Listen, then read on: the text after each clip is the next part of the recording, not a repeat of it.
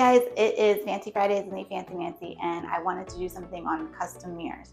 So I know a lot of times it is cheaper when you have a home that has an existing flat mirror on the wall to just remove the mirror and go buy one that is framed. But an easy way to make a framed look is to basically add like a piece of Schluter on each side. So they did gold Schluter here and then they embedded it with tile. It looks super fancy and pretty.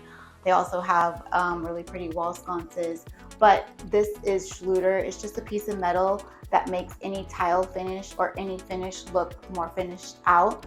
You can get it at Home Depot, Lowe's, even Amazon has Schluter. But that's just the way that you can customize your mirrors, and it makes the space look super, super, super fancy. Hope everyone is living just fancier.